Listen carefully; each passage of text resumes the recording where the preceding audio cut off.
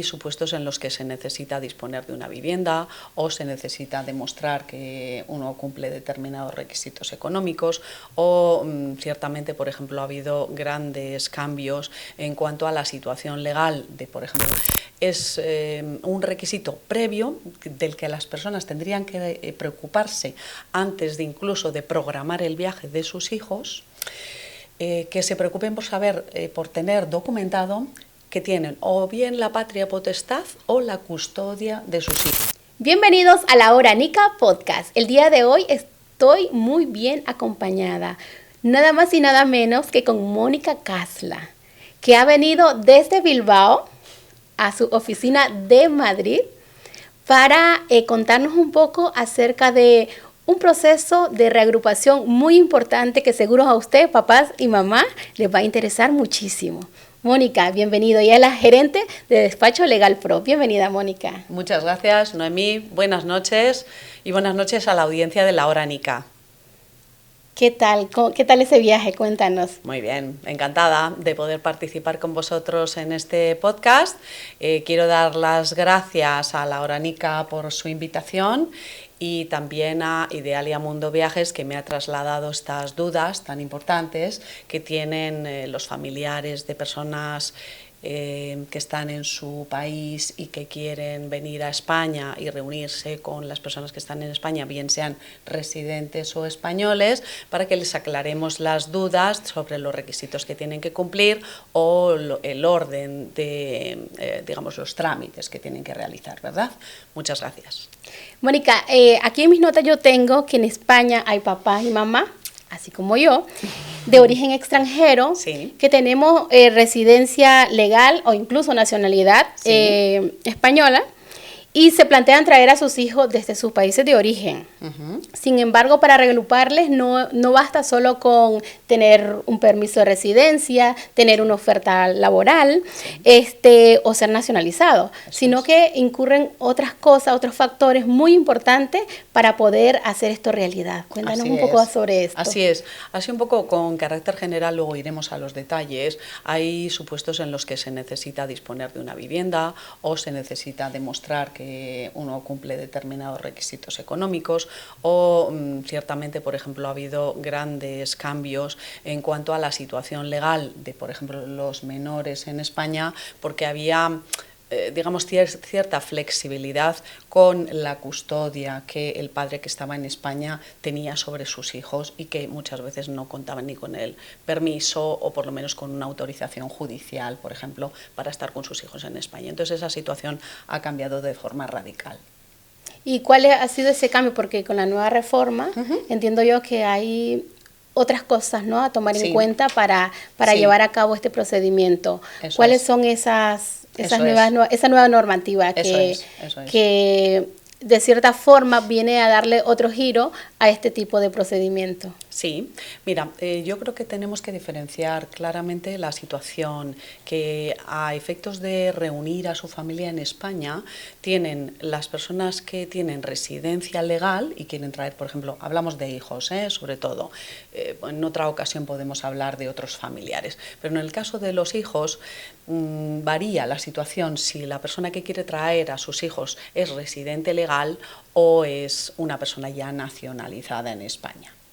Entonces, en el caso de las personas que tienen residencia legal, ese cambio de circunstancias es muy importante porque cuando ocurría que cuando solicitaban su permiso de residencia por reagrupación para sus hijos, en España, por ejemplo, se les pedía simplemente que tuvieran una autorización en forma de poder notarial y, sin embargo, cuando acudían a solicitar después de obtener una resolución favorable en España al consulado de España en el país de origen a solicitar el visado para poder entrar en España, ya el consulado les pedía que tuvieran otorgada la custodia.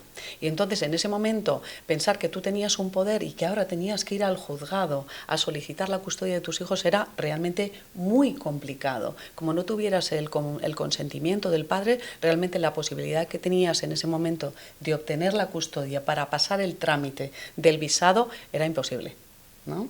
Y entonces, A partir del reglamento de extranjería nuevo, el publicado en noviembre y que ha entrado en vigor en mayo, es un requisito previo del que las personas tendrían que preocuparse antes de incluso de programar el viaje de sus hijos, que se preocupen por saber, por tener documentado que tienen o bien la patria potestad o la custodia de sus hijos. Y para tener eso no hace falta, no es suficiente con un poder notarial, sino que es necesaria la intervención de un juzgado y muchas veces del Ministerio Fiscal. Es decir, tiene que promover un procedimiento en el que se solicite la patria potestad o la custodia en el lugar donde están los hijos. Y una vez que ya tienes concedida la custodia o la patria potestad, es cuando verías el cumplimiento del resto de los requisitos, los económicos, la vivienda, ¿vale? Pero eso solo afecta a las personas que son residentes legales y que van a traer a sus hijos menores a España. Si la situación es la de una persona que reside en España, que ya está nacionalizada y quiere traer a su hijo, entonces le va a valer, con el poder que hacíamos antes, ese consentimiento del padre en forma de poder o de un poder, digamos, suscrito ante una autoridad pública. Puede ser autoridad pública, que sería un juzgado, o un fedatario público, que sería un notario. Mónica, y en el caso, digamos, si es la primera tarjeta, ¿se puede, aún con la primera tarjeta de residente legal, hacer este tipo de procedimiento? Vale, sí, eso es un dato muy importante a tener en cuenta, Noemí. Estamos hablando efectivamente del caso en el que una persona tiene la residencia legal, imagínate, la acaba de obtener ahora mismo y quiere traer ya a su hijo menor de edad, por ejemplo. Entonces, en ese caso tiene que esperar a solicitar por lo menos la renovación de esa primera tarjeta. Con la primera no se puede, pero sí, una vez que tú tienes la residencia legal, puedes solicitar, ya ir tramitando este procedimiento que hemos comentado de custodia, de ejercicio de la patria potestad, y así a los 10 meses que ya puedes solicitar la renovación de ese permiso, que ahora además esa renovación va a ser ya para 4 años. Ah, mira, qué bueno. Entonces ya puedes solicitar al mismo tiempo la reagrupación, habiendo tramitado primero ese procedimiento judicial y después preocupándote simplemente de un par de cosas. Los medios económicos, la suficiencia desde el punto de vista económico y la disposición de vivienda.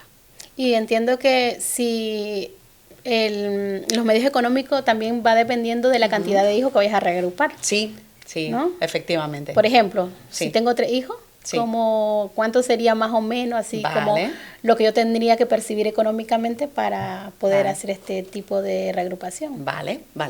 Volvemos a estar en el supuesto en el que hay una persona que tiene residencia legal en España y que quiere reagrupar a 3 hijos. El reglamento en cuanto a las personas familiares de personas de nacionalidad española no solicita medios económicos, ¿vale? Cuando voy a traer a mis hijos hasta los 26 años y tengo la nacionalidad, no me van a pedir medios económicos ni me van a pedir vivienda, ¿vale? Esto quisiera aclararlo. Pero sí que es necesario cuando reagrupo a mis familiares siendo un residente legal. Entonces vamos a contestar a tu pregunta. Perdona que me enrollé, pero quisiera diferenciar claramente esos dos supuestos. Y hace muy bien, porque a veces nosotros estamos tan perdidas que por desconocimiento o por falta de asesoría que pues nos damos la tarea de hacerlo por nuestras cuentas o por lo que nos dijo nuestra amiga o por lo que hizo la vecina y eso incurre en gasto, pérdida de tiempo y al final pues no haces ni lo uno ni lo otro porque te quedas como en el aire. Claramente. Sí, yo en ese sentido te doy toda la razón y muchas veces reprocho con cariño a la persona que ya ha traído a sus familiares y quiere, pues cuando ya están en España, es que quiero obtener permiso de residencia de mi hijo menor y yo tengo la residencia.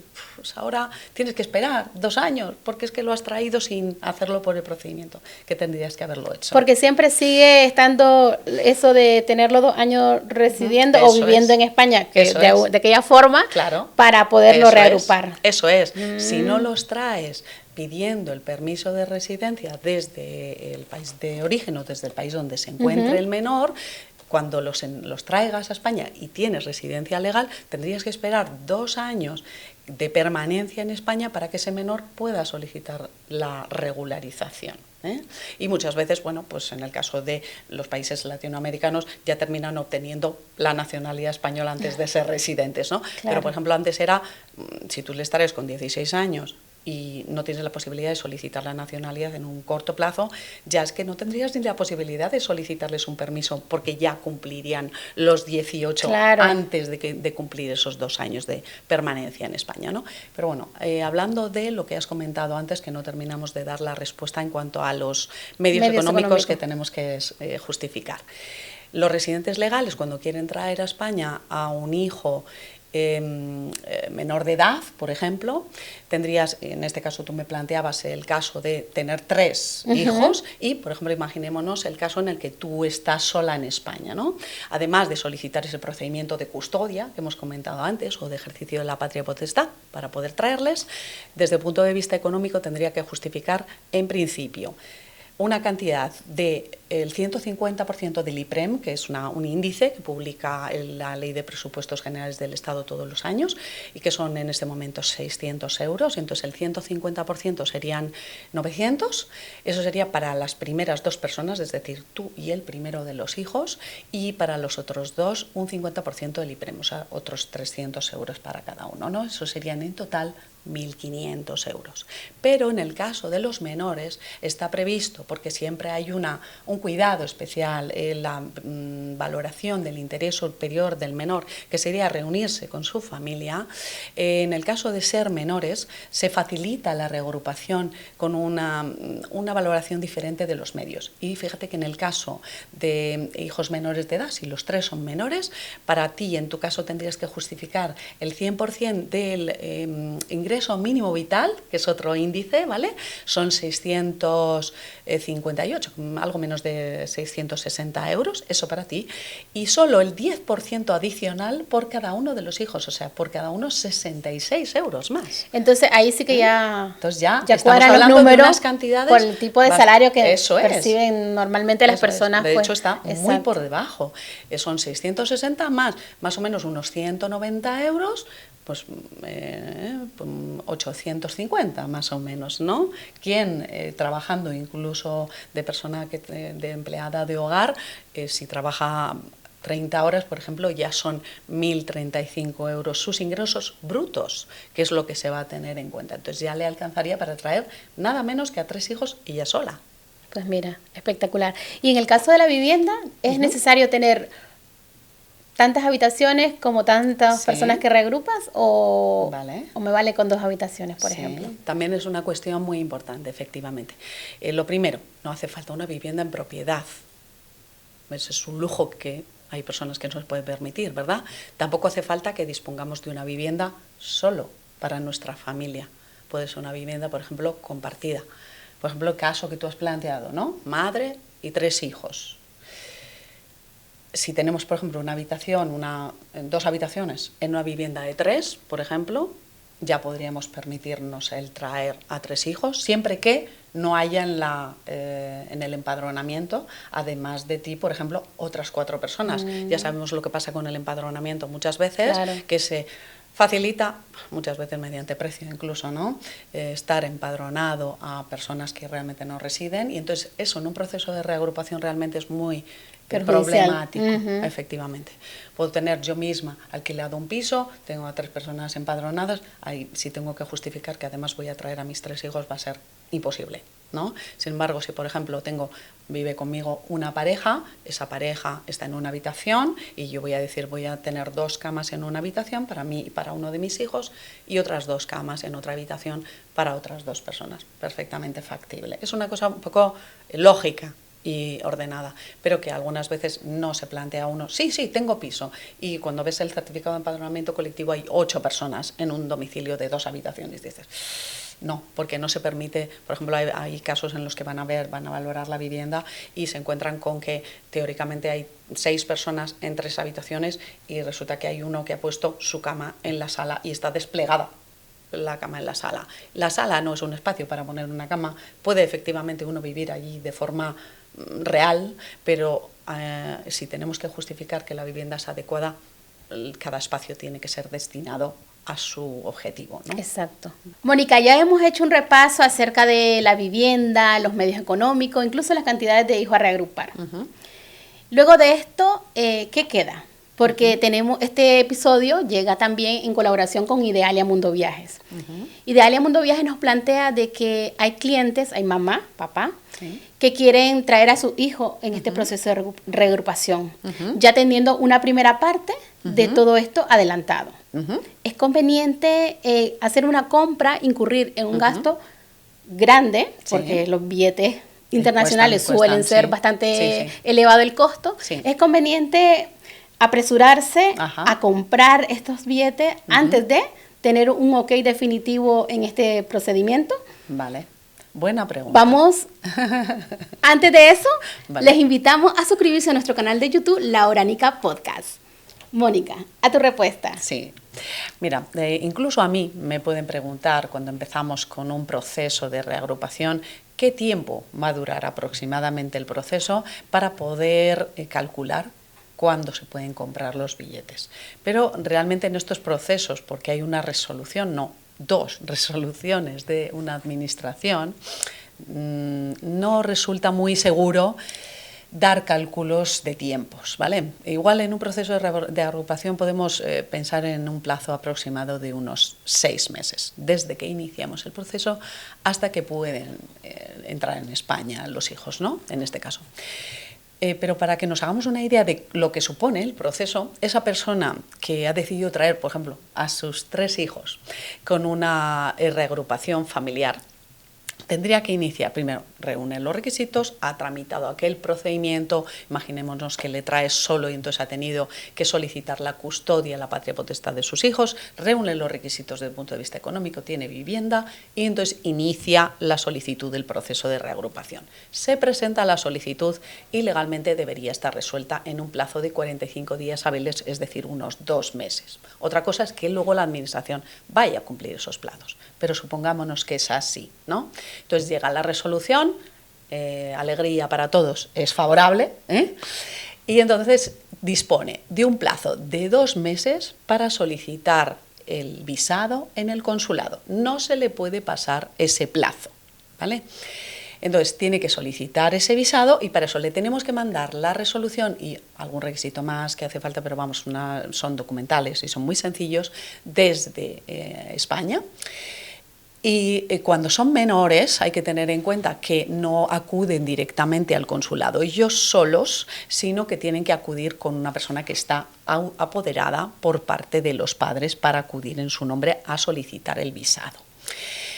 Vamos a tener que hacer ese poder, vamos a tener que reunir el resto de la documentación que nos pide el consulado, que es un poco parecida a la que nos pide España, salvo que no nos pide ni medios económicos ni la vivienda, pero sí nos va a pedir un certificado médico y en el caso de que nuestro hijo ya haya alcanzado los 18 años, un certificado de antecedentes penales. Del país de origen. De allí, efectivamente, eso es. Con la dificultad que en este momento, por ejemplo, tienen algunos países con las apostillas de este documento, porque no hay que olvidarse de que también tenemos que cumplir con eso. Entonces, imaginémonos que todo está conforme, se acude a esa cita y se tiene ya la documentación preparada y todo sale bien. Nos van a dar unos días para que se implante, digamos, ese visado en el pasaporte y además en el caso de algunos países se requiere también un visado del país de origen para que los menores abandonen el país, como en el caso de Nicaragua, por ejemplo, ¿no?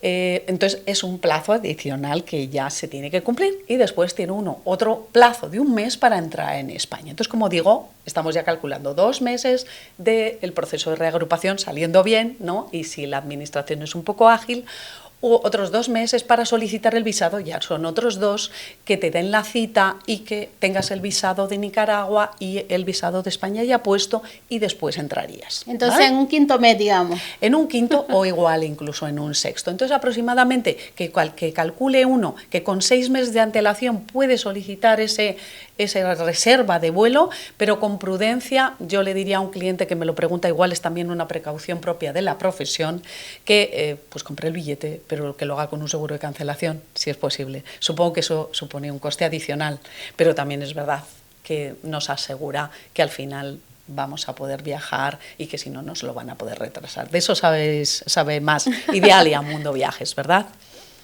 Pues ya escucharon, papás, cuando usted desee comprar los billetes para traer a su hijo con un proceso de reagrupación, hemos escuchado a Mónica dándonos todas las indicaciones que hay que esperar cierto tiempo prudencial para poder hacer uso de esos billetes, ¿no? Para poder ya aventurarse. Porque, a ver, eso es, sabiendo uno que siempre, todo va a salir bien. a veces uno como que las emociones te impulsan, ¿no? Eso es. Y los tiempos se te hacen eternos, claro, incluso. Claro, sí, por una parte está pues la inquietud que uno tiene por reunirse cuanto antes, y por otra parte es verdad que, bueno, en eso el profesional del mundo del viaje lo sabe perfectamente, comprando los billetes con una cierta antelación, pues digamos que gasta menos dinero. Entonces, todo hay que tenerlo en cuenta, sobre todo si te vas a traer a 3 hijos, por ejemplo, ¿no? Como por ejemplo, exacto, porque no es lo mismo comprar un billete, sino y 3, y si es una temporada alta, pues ya me dirás tú.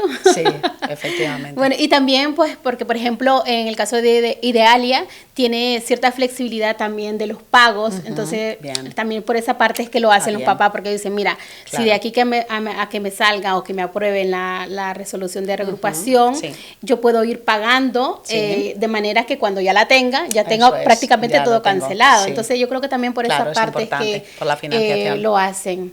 Pero bueno, también, pues, hay que valorarlo todo. Claro.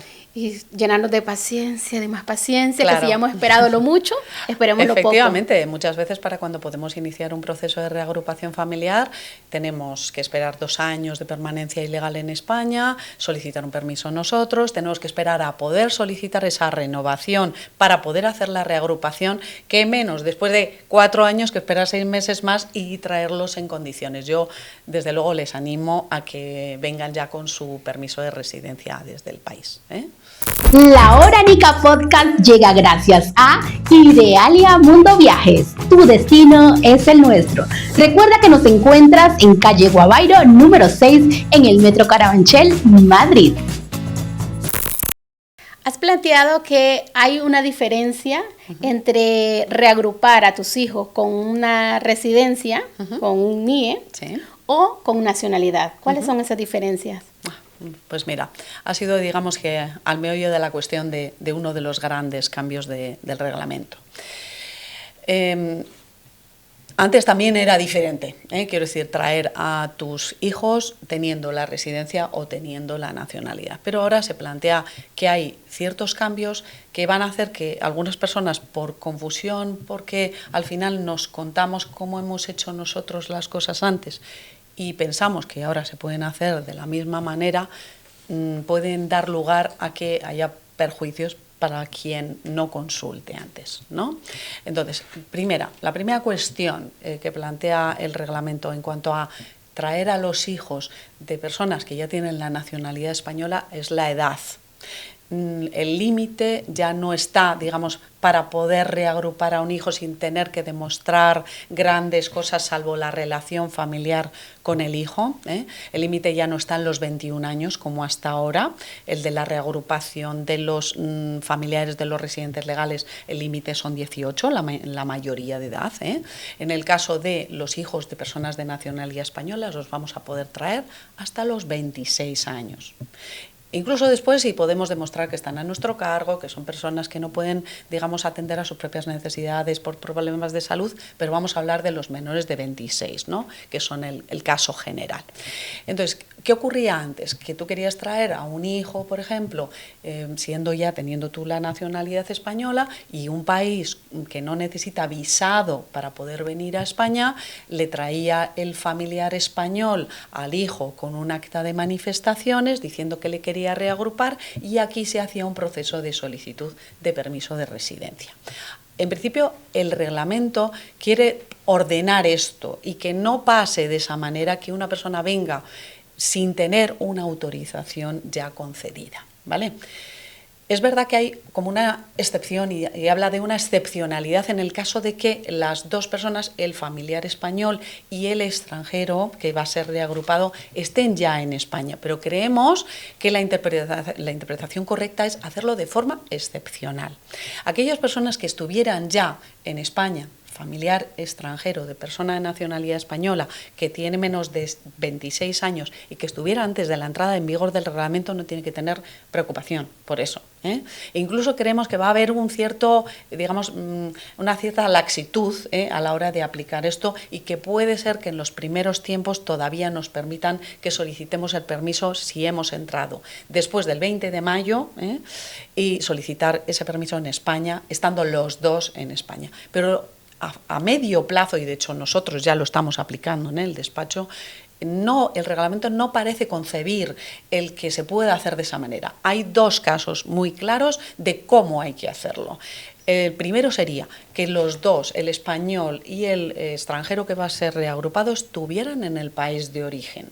Si los dos están allí, el español no necesita permiso y es el familiar el que tiene que solicitar el visado. Se solicita un visado de residencia de familiar de persona de nacionalidad española en el consulado, y el consulado lo que hace es, para que luego nosotros no tengamos que solicitar un permiso de residencia cuando entremos en España, el consulado le traslada la solicitud del permiso de residencia a la oficina de extranjeros que está en la provincia del lugar donde digan que se van a trasladar, y entonces la oficina de extranjeros de, yo qué sé, Madrid, estudiaría el permiso de residencia y le devuelve la resolución al consulado en España. Y en España, en el consulado de España, ya lo que hacen es valorar los requisitos del visado. ¿De acuerdo? Se hace todo de forma interna. Eso sí, los dos están en el país de origen.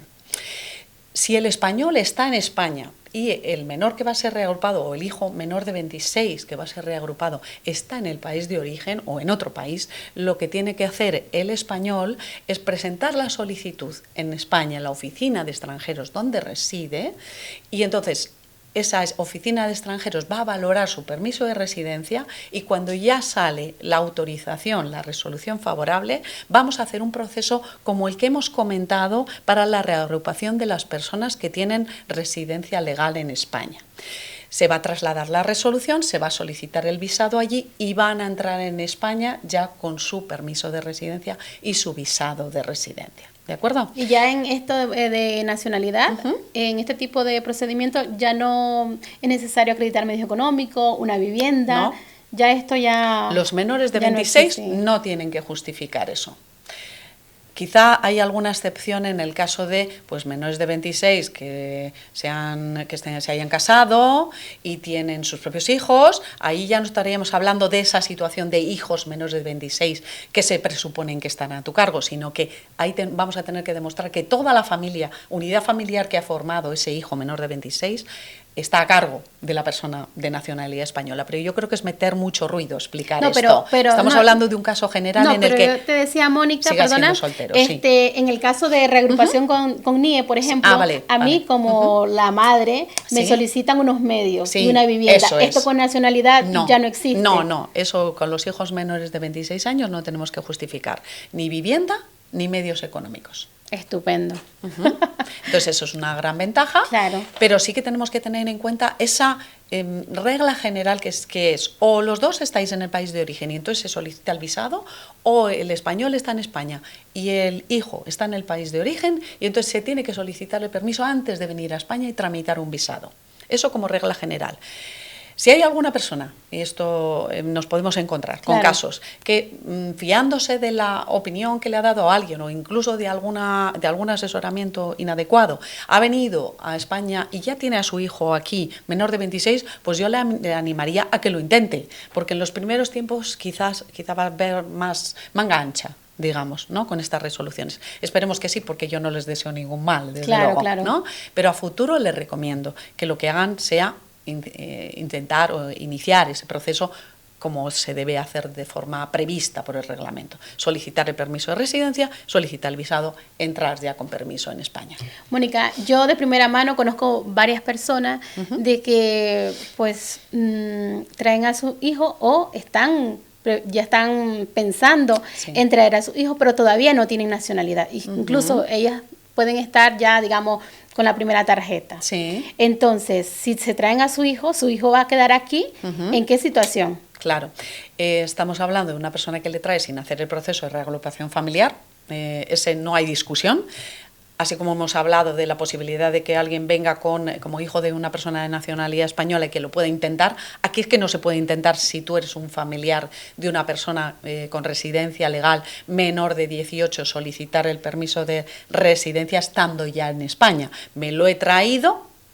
Es menor de 18, ya tengo que esperar hasta cumplir 2 años de permanencia en España, si es que me dan antes de cumplir los 18 años de edad esos 2 años para solicitarle el permiso como menor, y si no ya lo haría con algún permiso que pueda solicitar él mismo, que ahora pues afortunadamente hay bastantes opciones, ¿no? Incluso para personas que estudian, porque existe el arraigo socioformativo, con 18 años ya pueden empezar a trabajar y existe la opción del arraigo sociolaboral, o incluso si esa persona que ha traído a su hijo sigue siendo residente legal, puede hacer un arraigo social con familiar residente. A los 2 años, todo el tiempo estamos hablando de a los 2 años desde la entrada en España. Para continuar, Mónica, yo te quiero plantear algo. Si, por ejemplo, hay un papá o hay una mamá que quiere reagrupar a su hijo, siendo nacionalizado español, pero ¿qué pasa si ese hijo tiene el apellido de su papá o de su mamá? ¿Qué requisito debe reunir para poder hacer este procedimiento de reagrupación? Vale.